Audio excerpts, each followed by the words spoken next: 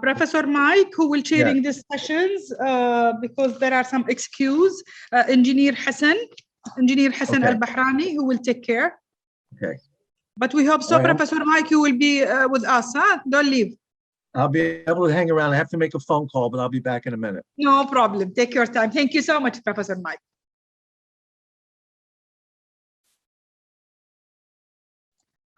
Hassan, yes, Hassan? Yes, good evening. Yes. Good evening, all. I believe we should start the session. First of all, welcome all, and thank you, Dr. Hanadi, for the organization and the hard work and task and the coordination that you are doing all the 3 days. We reach close to the end, closely with the next 2 hours. I believe with me in this session, Dr. Hanadi, anybody apologize or everybody is here?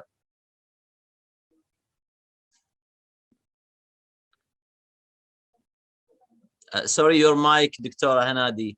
Your mic is not open. Sorry. Yes. Yes, there are one excuse, Alia Ashamfari from Oman. She is excused because they celebrating in their national day.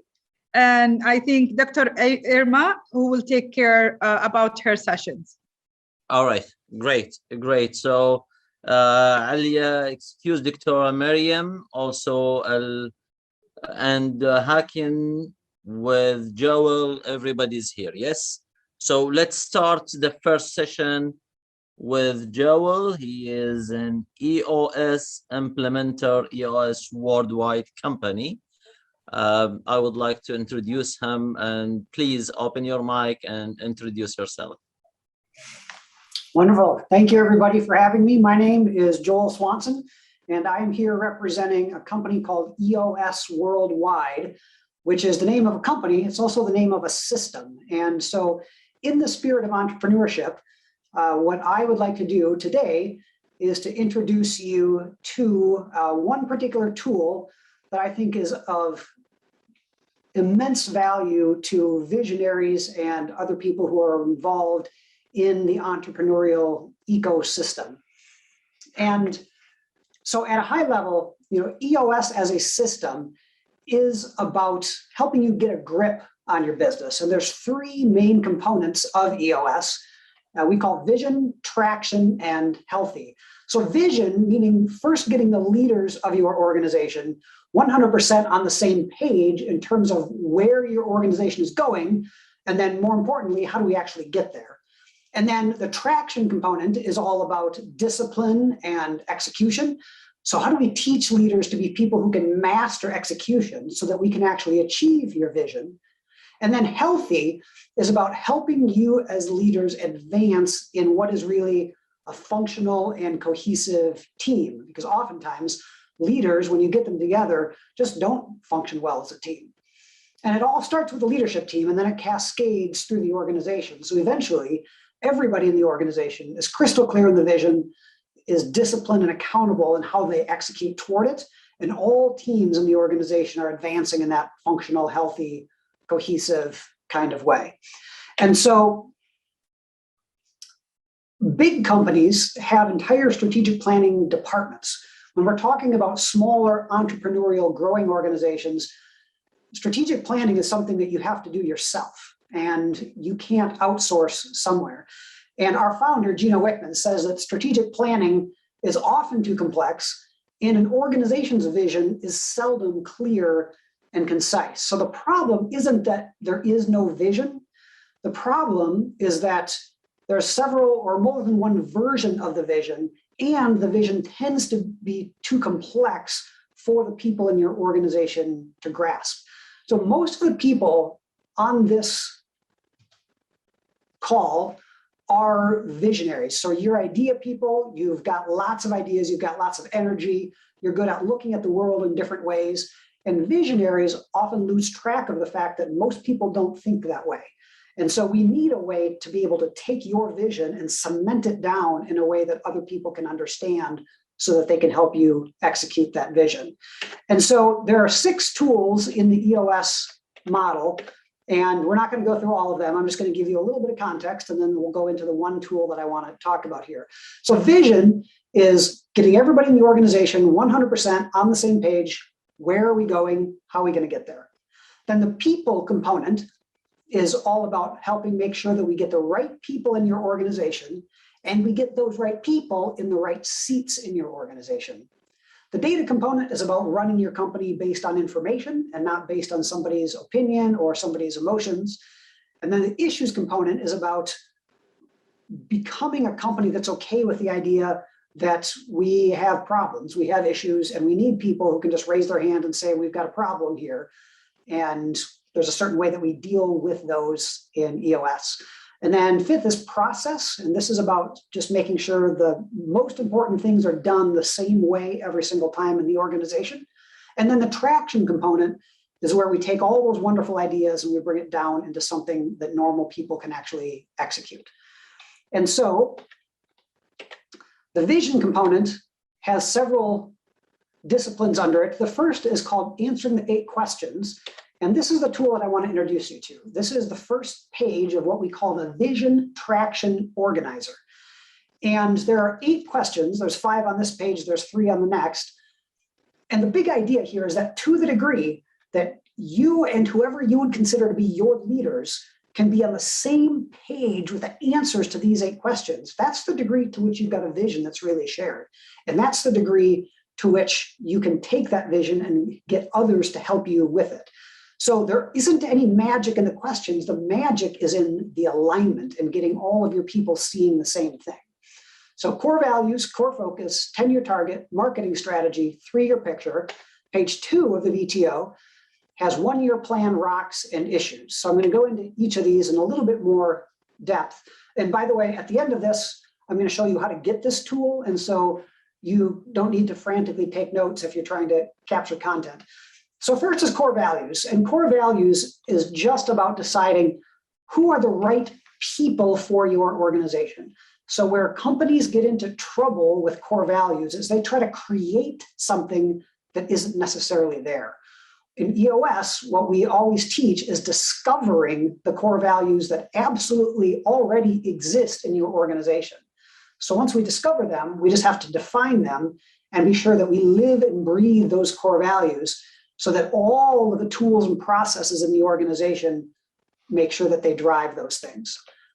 The second question is core focus. So what is your core focus? And this has been called lots of things: mission statement, vision statement, hedgehog concept. So this is really the sweet spot of the organization. So it's a combination of your why and your what. So the purpose, cause, passion on one hand, and your niche on the other. And being exceptionally clear about what is that purpose, cause, passion, what is that niche, and then making sure that everything we do falls inside of that purpose, cause, passion, inside of that niche in what we call the core focus. As entrepreneurs, most of us are very optimistic. And we assume that we can do anything. And it's very easy to start doing all kinds of things that aren't truly in our sweet spot. And so the core focus is what helps keep us in that sweet spot. Next is 10-year target. And this is just what's the big idea out there? What's the big goal of the organization that everything is moving toward? So it's our horizon mechanism. So rule of thumb is 5 to 30 years out, but it's what is the number one goal? What do you want for your business? And once we know what that is, if we can be clear about that, then all the people, all the systems line up in your organization to keep moving you in that direction. The fourth question is marketing strategy. And so this is 4 different parts. It's your target market, your 3 uniques, your proven process, and your guarantee. So target market is just about saying, who do we really want to talk to? Who are our ideal clients? Because here's the thing. You don't want all of the clients. You don't need all of the clients. You just want the ones that are the best fit for you and your organization. And so we need to be very clear on the demographics, psychographics, and geographics of our ideal client. So demographic is all about kind of the static information that we could look up about them. Psychographic is about how do they think, what do they value, what's important to them. And then geographic is obviously location. And then second part of this is the 3 uniques. So now that we know who our target is, what do we say to this target to make it more likely for them to engage with us? How do we take our unique value and articulate it in 3 different statements. And so once we know what our 3 uniques are, these are differentiators, and one of your competitors might do 1, and some might even do 2, but nobody does all 3 the way that your company does all 3. Proven process is about making sure that they see what your process is laid out, visually illustrated for them, so that they know that they're in the good hands of a process that you execute every single time, not just in your good hands. And then the guarantee is about how do we reduce a buyer's anxiety and make it more likely for them to engage with us. And then 5th is a 3-year picture. So we call this picture for a reason. So there is value in having detailed financial spreadsheets and projections. That's not the highest value in a small entrepreneurial growing organization. And it's why we call this a picture. So what we need is to be able to create a picture in the minds of the people in your organization so they see, so they can touch and they can feel and they can see in their mind's eye, what is this organization going to look like in 3 years? So if this is where we're trying to go in 10 years, what's it going to look like 3 years down that road, and how do I fit into that? And then once we're clear on the 3-year picture, then we move on to the next page, which is the 1-year plan, rocks, and issues. And the 1-year plan, as you'll notice here, there are only 7 lines on this 1-year plan. And most companies try to do 27 things every year and they get almost nothing done. And so we take a very simplified approach, which says, okay, if that's where we're going to be in 3 years, what are the handful of critical, absolutely critical things that we must get done this year? And we focus on that handful and we ignore the rest. And in everything we do in EOS, we adopt a less is more mentality. So that's why we say— Joel, excuse Yes, me, do you have to closing for 1 minute? Because we are 2 minutes ahead of time. Okay, perfect. So if you would like to get the VTO, all the tools are available to download at eosworldwide.com. You could also email me. Thank you, everybody, for your time. Thank you, Joel. Interesting presentation. Welcome, Martin Benilla from Spain. Benilla, a head of executive coaching and strategic development, diverse mental health. Please open your mic and you have the next 2 minutes. Thank you very much. Let's see if I can share my screen, and let me first of all welcome everybody. Good evening from Europe. Dr. Hanadi, thank you so much for inviting me to this extraordinary, incredibly interesting event. So I will try to share my screen, and please let me know if you can see it.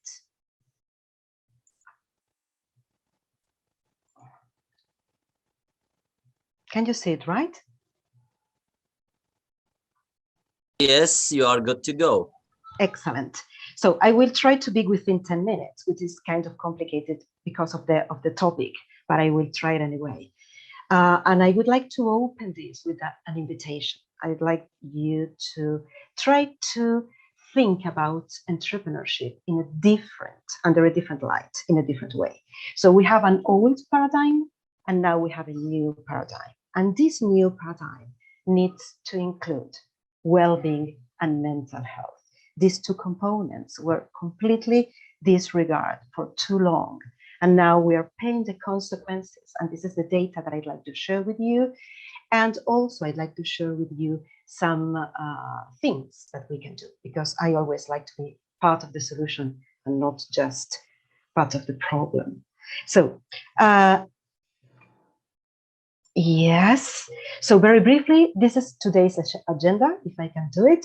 So what does it take to be an entrepreneur under the old light, and what does it mean today? What about the missing pieces, well-being and mental health, the current state and all the data that we have? Which consequences are we facing, and what we can do about it? So very briefly, because I've been introduced, by Engineer Hassan. Thank you very much. I'm a psychologist, psychotherapist, and also coach. I've been working in consultancy for 30 years now, and I work with corporates and, of course, with entrepreneurs from all around the world. And I'm also an entrepreneur myself. So I know what it takes and how it feels. So it's not just a matter of a study and being on the other side. I know what it takes. So let me briefly talk about the old paradigm. The old paradigm is this one, the one that we used to call the hard skills. So you have an idea, you study the market, you see if there is any opportunity for that, and you begin to create your business model. You begin to think about the money, so you do some fundraising, you think about your stakeholders, you begin to create your services or products. So the development phase begins, everything that we know. So growth strategies, marketing, sales, everything related to profitability, of course. This is the thing that we used to concentrate 98% of our inner resources. And it's fantastic, right? But what about the other skills that we need to maintain and sustain all that, not just inside of our own entrepreneurial journey, but also if we want to perform in an ecosystem? We need some skills like communication, negotiation, empathy, achievement drive, motivation, team management, leadership development, and the most important of them all, resilience. So let's talk a little bit about well-being and mental health.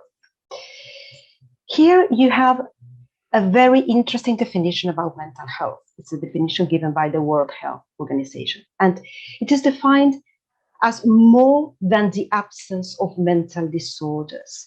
So it is an integral part of health. There is no health without mental health, and is determined by a range of socioeconomic, biological, and environmental,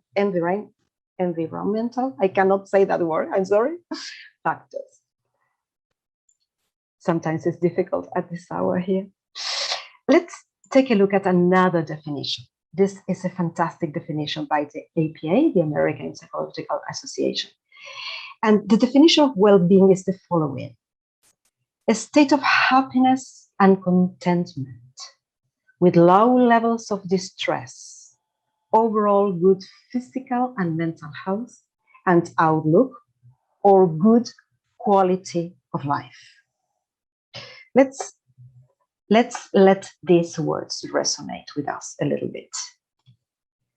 So this is the old paradigm. It's the paradigm of the versus. So we used to think in opposites or in binaries. So it's one thing or the other. So we have the mind and the body. And instead of looking at these two pieces as integrated, as a gestalt, we used to think the mind is one thing and the body is another. The same with the brain. We used to talk about the left brain and the right brain. And research has proven that there is one brain integrated with activities in both hemispheres. And the same with us and the others. So the new paradigm, and it is the way that our brain works, is the integration paradigm. The new paradigm is to see ourselves and others integrated in mind and body and everything in the environment.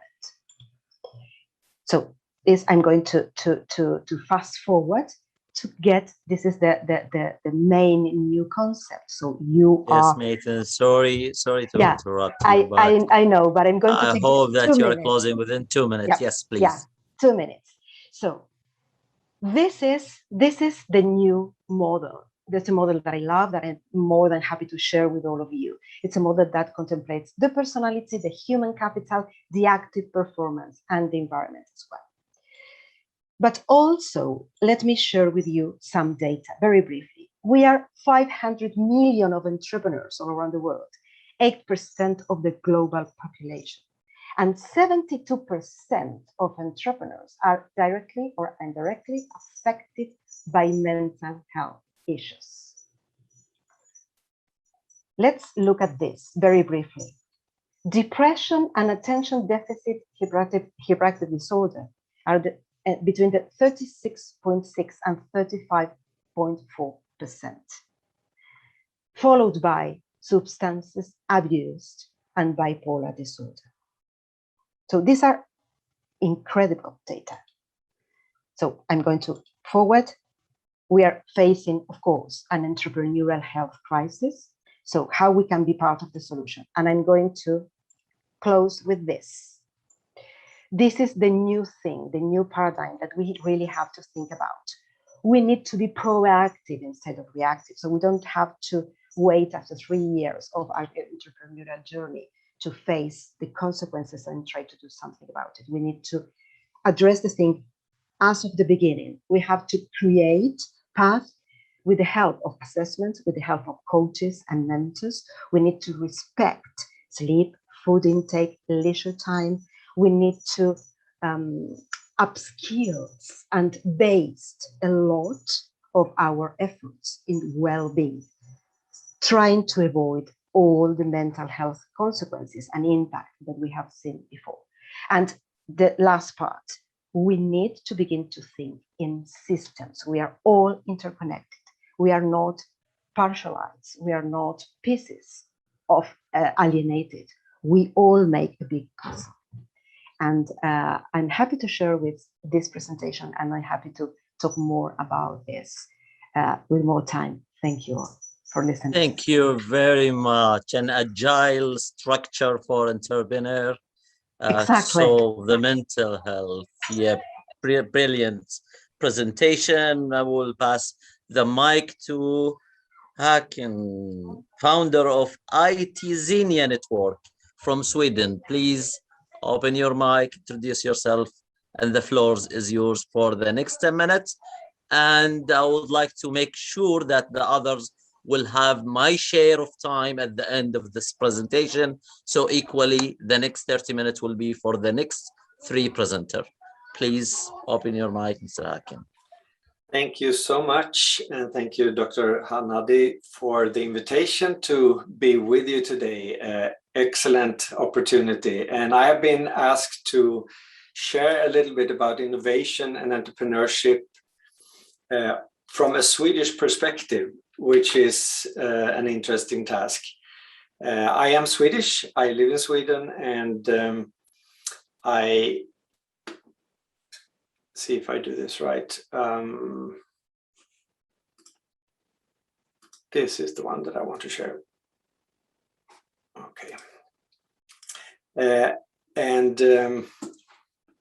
Sweden, as you might know, you see this presentation now, I hope. Can you just confirm that, please?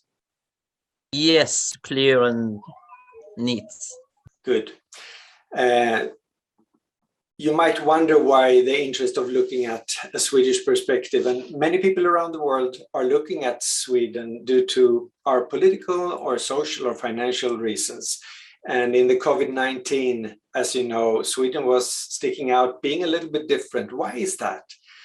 Sweden is the 3rd largest country in size in the EU, but has a very small population.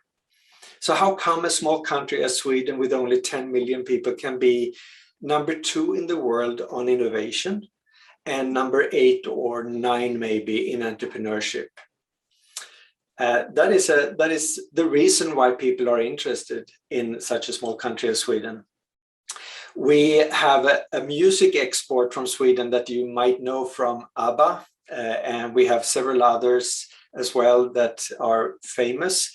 We have businesses that are known as IKEA and H&M, Ericsson, Spotify, Skype, iSettle, and so forth, all coming from this small country. Honestly, I wanted to know myself, why are we excelling in innovation? So I wanted to study this for myself, and the results are here. Some people say that the reason for us being so innovative is because of our long, dark winters. Maybe that is true. I don't know, but there's probably something else to it also. There's a history to our entrepreneurship journey that is 100 years old. So the truth is that 100 years ago, we were a poor nation, a poor agricultural nation.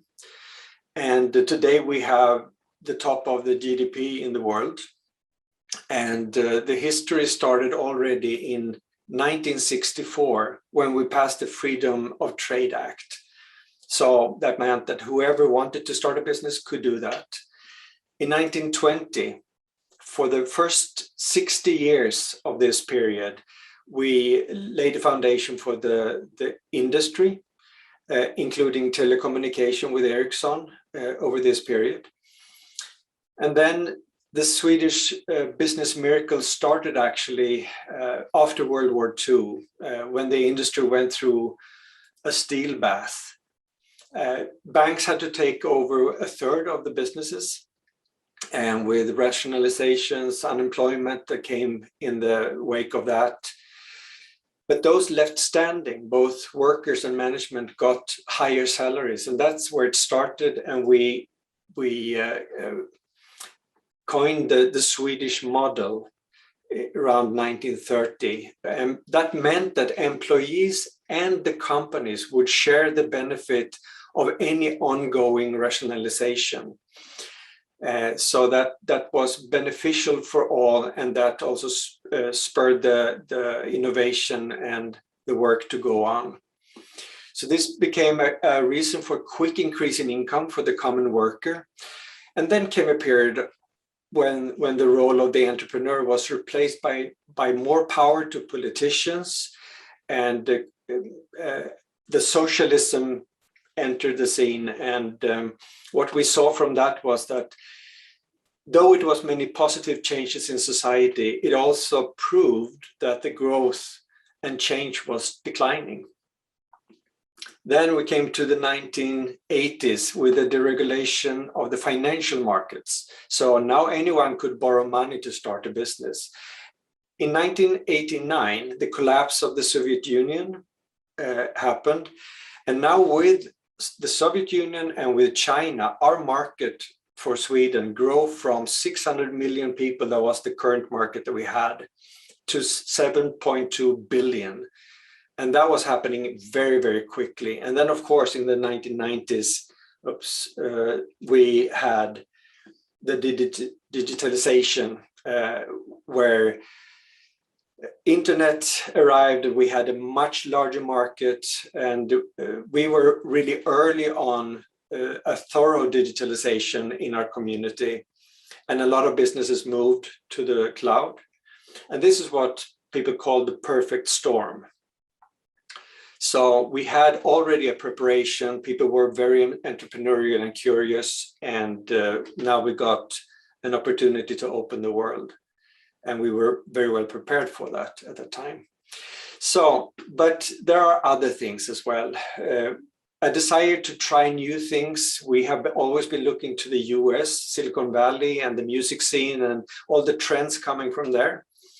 And usually taking advantage of it, and only with a few months in between, we are doing something like that, or we're building on the new paradigms and adding our own inventions to that. According to World Values Survey, Sweden is one of the most extreme countries in the world. You see us up at the corner, in the right corner. And this map is about the traditional values that emphasizes the importance of religion, parent and child ties, the respect for authorities, traditional family values, and high levels of national pride. And on the other side of that, you have the secular rational values at the top, have the opposite preferences to the traditional values. If you look to the right, it starts with survival values that place the emphasis on economic and physical security, and is linked with relative ethnocentric outlook and low levels of trust and tolerance. And on the other side, self-expression values give high priority to environmental protection, for example, and growing tolerance for foreigners and gender equality, rising demands of participation in decision-making, and so forth. So this has caused Sweden to change our culture and things that are now very natural for us with gender equality. We have 50% of women in the parliament. We are looking like we get a female prime minister in any day now. And we have a very high trust between us and our countrymen, which speeds up business. And I think that is one of the important pieces here. So let me try a hypothesis with you. When it comes to innovation, it's easy to think about engineering and hard skills, but that would be like saying that music is as mathematics. And it has many common things with mathematics, but if you would play music in an orchestra like an algorithm, it wouldn't be very nice. It has also to do with the heart. And the same thing, I believe it is with innovation. Effective innovation is powered by empathy. That is my hypothesis. And innovation together with partners, customers, or competitors is powered by synergy. Let us look at that. You're familiar with this map, the business model canvas. And in the business model canvas, you have two of the building blocks that are about the customer and the solution. And the products and services that we are producing must be in connection with the gains and pains of our customers. So the more we know our customer, the better we can solve their issues. And that is the heart of innovation, that we have empathy. We feel what the customer feels. We see the problem or the need from their angle. And when it comes to synergy, we are used to that you have your way, I have my way, and the outcome of that is compromise. And compromise, as we know from maths, is that 1 + 1 = 1.5, because you need to sacrifice something, I need to sacrifice something so that we can work together. And that is actually a minus. It is less than we came in with together. But if you want to do something different from that, you are checking the willingness with your partner to come up with a solution that is better than yours and better than mine. And then you reflect the viewpoints of the other person so you really, really understand it and give birth to new ideas, which is what we call synergy. And the math of synergy is 1 + 1 is always more than 2, 3, 10, 100. That is the beauty of innovation together with other people. So my company is called Itzinia, and when we're talking about the ecosystem building and entrepreneurial hubs and centers, the way we're doing that is we're building innovation centers locally in developing nations and with forcibly displaced people in Europe and the Middle East, North Africa, and the US. And we believe in locally formed, locally owned business hubs. And the way we do that is we are certifying facilitators and coaches to support the entrepreneurs. And then we have... I'm really to give you the hint for the next 2 minutes. Yes. You can close. Yes. We are engaging business people, experienced business people that are engaging with the entrepreneurs, visit them and maybe even invest in them. And we are working with both a startup and startups is mainly by identifying customer and the value that we can bring to customer and then sustainable business models. We're working with grow accelerators, where we are looking at attractive business concepts, strong organizations, and profitable operations, lasting customer relationships. And this we do together with Growth Wheel that you have already heard of. I represent Growth Wheel in Sweden. So these are also partners that we work with. And then everything goes towards leadership. Leadership, we believe, is what we need for both innovation and entrepreneurship. Starts from inside, and it can be learned through business development. So that is what we are aiming for. Thank you so much for that. Thank you very much for the interesting presentation. And I hope that the attendees can contact you through our application in this conference I will hand over also to the next presenter, Dr. Mariam. Dr. Mariam, Director of Hamdan bin Rashid Al Maktoum Center of Giftedness in United Arab Emirates. Please welcome and open your mic. The floor is yours. Thank you very much. So hello everyone. I'm so glad to participate in this session of effective tools and strategies for innovation. My speech will be in Arabic, so please let me share my presentation.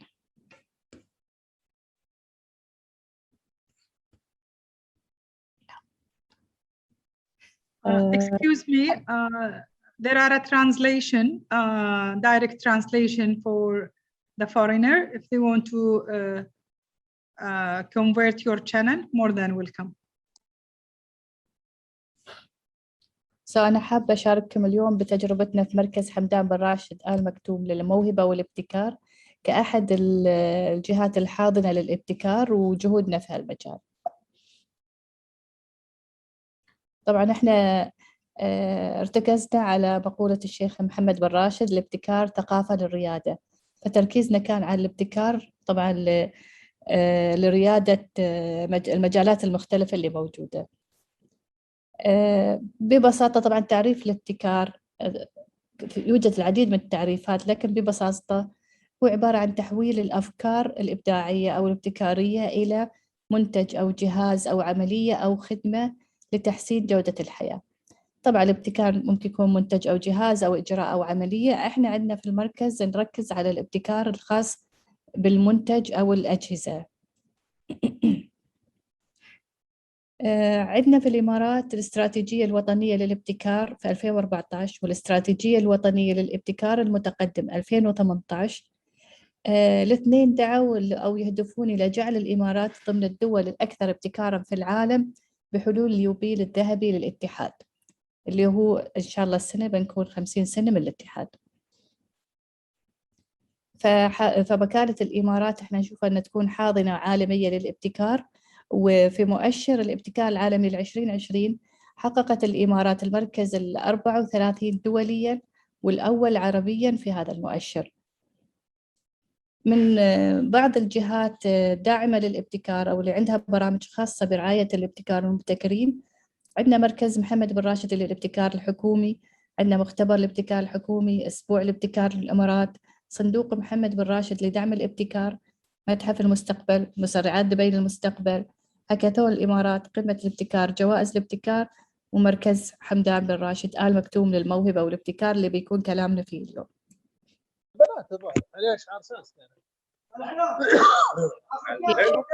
في جميرة مباني الحضيبة الطابق الثامن.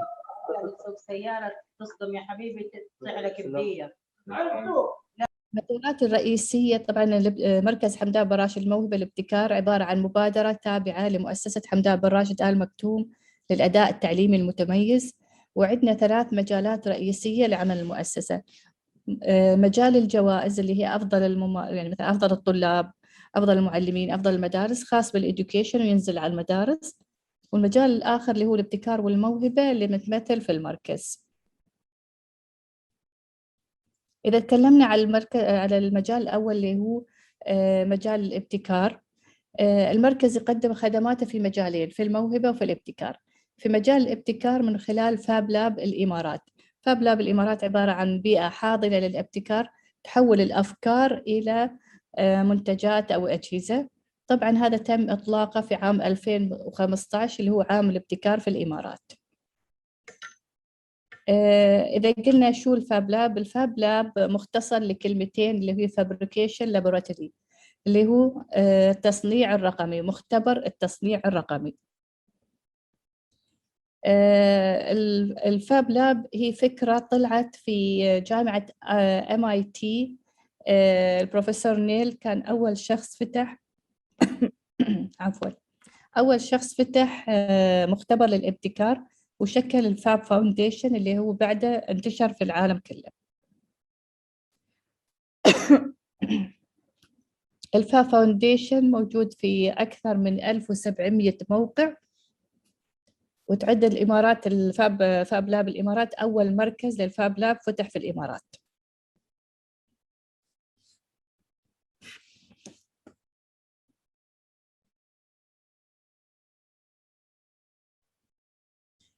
طبعا المختبر يركز على التصنيع الرقمي من خلال استخدام الأدوات وتوفير الدعم التقني المتخصص في المجال.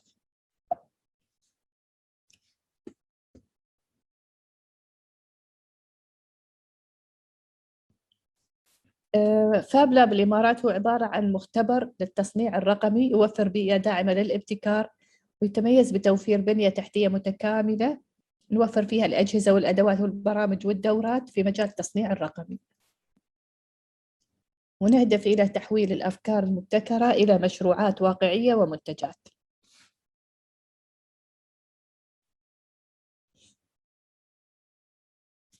طبعا هاي بعض نماذج للأجهزة اللي موجودة عندنا، اللي هي أجهزة الحفر الرقمي، الطباعة ثلاثية الأبعاد، القطع بالليزر، الروبوتات، الأعمال اليدوية، الخياطة الرقمية، برمجة وحدات اللحام، الإلكترونيات، قطع الفينيل، وصب وقولبة المعادن. ومن الخدمات أو الورش اللي نقدمها في الفاب لاب ورش متخصصة مثلا في الذكاء الاصطناعي، في البرمجة، في الطباعة ثلاثية الأبعاد، الواقع الافتراضي، الواقع المعزز، والتصنيع الرقمي. هاي بعض الأشياء اللي احنا نقدمها في ورش للجمهور، بحيث أن اللي عنده أفكار مبتكرة من الجمهور في أي، وطبعا السن غير محدد، الجنسية غير محددة، الدعم كامل من المركز، يقدر ويحول فكرته إلى بروتوتايب أو إلى جهاز. بالنسبة في التدريب احنا عندنا دبلوم فاب أكاديمي، هو عبارة عن دبلوم مكثف تحت رعاية فاب فاونديشن في جامعة MIT، مدته 5 شهور تقريبا ومكثف، وبعده يقدر يحصل الدارس على دبلوم في التصنيع الأكاديمي. عندنا برامج للتدريب، تدريب المدربين اللي هم في مجالات التصنيع الرقمي. عندنا برامج للعضوية اللي هم سفراء الابتكار. عندنا ورش تدريبية، مخيمات تدريبية خلال العطلات المدرسية. كذلك نسعى دائما إلى استقطاب خبراء دوليين بحيث يستفيد رواد المختبر منهم.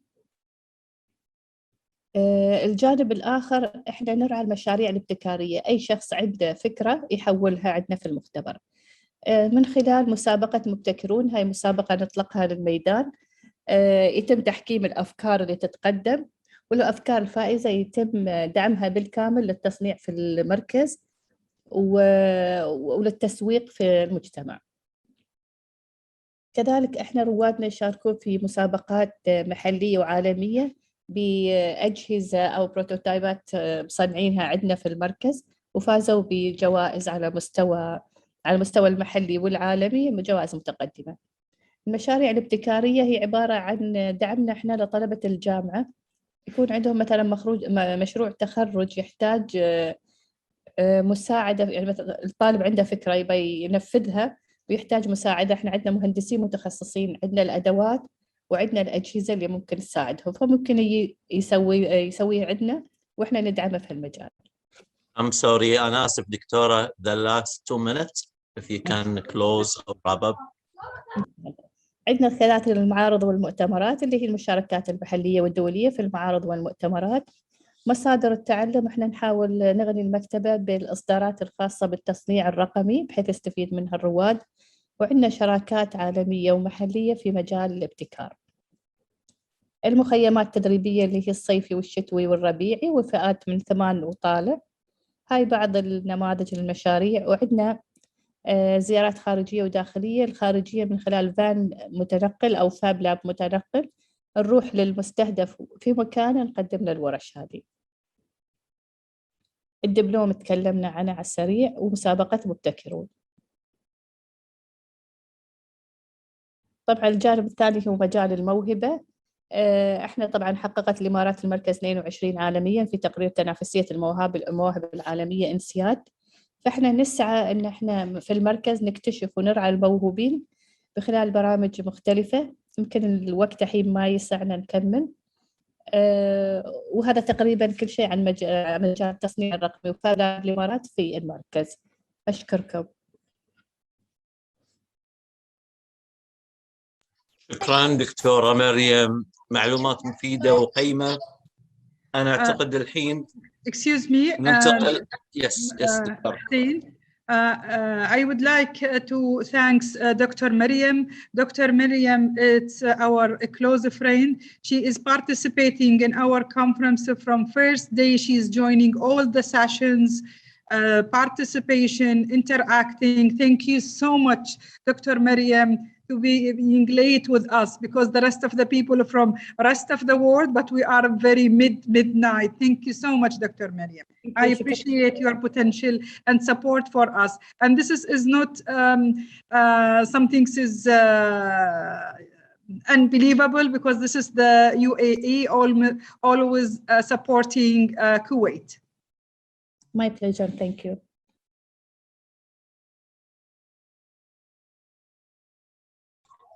I will give the mic now to Imar, replacing Alia in today's, and I would like to thank him for taking this position at time, and I will share my time with him. So, Doctor, please, the floor is yours. Sorry, did you mean me? Yes, Imar. Yes. Okay. I'm saying your name correct, Dr. Imar? That's fine, Emre. Okay, very good. So let's do that. 1 minute. So let's open this. Okay. So I think in the earlier session, we've seen broad spectrum. I think here we have a different presentation whereby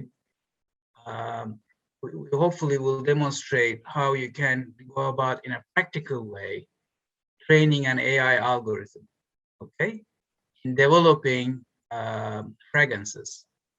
So it's very interesting because, fragrance is one area I think you might think it's least subject matter for AI. So here's a quick presentation. I know it's kind of getting late, especially for people in Kuwait time zone, so we'll keep it brief. So I think we got involved with this because a friend really is one of the leading, fragrance development companies globally, different countries. So we kind of developed this. So firstly, let's look at some of the existing technologies, existing AI. IBM Flira is IBM's AI application, and it's developing different ingredients. It's got a database of 1.7 million formulas, and not only it's able to design fragrances that is preferred by consumers worldwide, it's already making differentiations, taking into account local preferences. For instance, US people have different preferences compared to Asia, compared to Middle East. And also, because of what I said in the earlier presentation, with so much processing power, it's finding much more spots to develop new areas. It's kind of finding new opportunities. So if you have a company and if you want to implement AI, how do you go about it? I think here you've got two spectrums. One is a very basic implementation by Chanel. It's more of a automating. AI is helping you automate lower level tasks. But the second one is actually Google.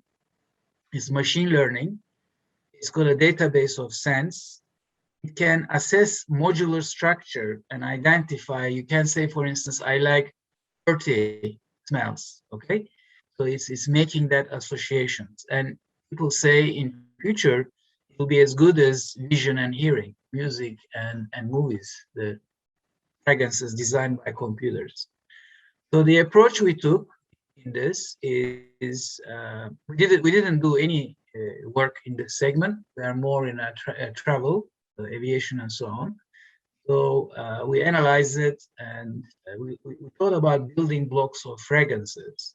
The formulas is the key, and how the formulas combine together, and the consumer preferences by building blocks by regions. And then AI is about developing statistical correlations between these building blocks and consumer preferences, and millions of permutations. Okay, it sounds kind of like obvious, but how do you go about it? A practical approach. So it's a Pareto approach. You can look at the past 20 years or 10 years, and you can focus on financial success. Brands that created the most revenues for your company in the past. And then you can subdivide each brand, the components, and the percentage of these components used in that brand. So for each, history of financial record, you have a position of leading components. So that's your starting point, if you like. And then what you can do is you can take a layered approach. So you can use AI algorithm to be trained on success set of elements. The combination of quantities and percentage volumes, thus creating the sales over the years, okay, the maximum revenues over the years. So you can put different layers, first brand, second brand, third brand. If you look at it horizontally, are seeing like E1s, where do you see lots of E1s, E2s, and then layer by layer, you start selecting and putting together the component that is being mostly representative in the previous brands that generated, the greatest success. So, for instance, take an example. So you can be interactive, that can interact with customers. So, for instance, you can have different ratios. You use 60% of the combinations that are most frequent, 30%, 10%. The second one, 55, 30, and 15, which is you are providing more opportunity for innovation. So you are taking bigger risk in terms of think financially that the B is going to have more uncertainty, whereas BX compared to BI is going to have more certainty, financial success. Okay, so then you can build this, you can bring this together as an interactive, model where you have all the elements included into algorithm, different building blocks. You can both the client and the sales executive, they can interact, and then you are gradually the designer or the client working together. They can select the elements that are in the algorithm, and then you can see the probability of financially probability of failure and success, where the AI algorithm learn from the database, and then you have the basis of a AI platform that's going to help you design. So it's using elements, previous success base, ability to select different elements, and then probability for success. So it's a practical and a quick approach. If you have any questions, we can discuss. Thank you, Doctor, for the informative presentation. At the end of session 5 and moving to session 6, I would like just to share one slide for my presentation, and I hope that it will be informative as a summary to save time for the next session. This slide is talking about the entrepreneur and the relationship in the value chain from market, clients, science, sales, designer, finance, and communication. If you would like to move to innovation, you have to focus on one of them. Either you have to focus in your clients, how to target them, sales, how to market your product service, designer to fit the purpose of needs and wants for the client, finance to make profits in addition to the community. Making it in the one system, one ecosystem, it will be profitable.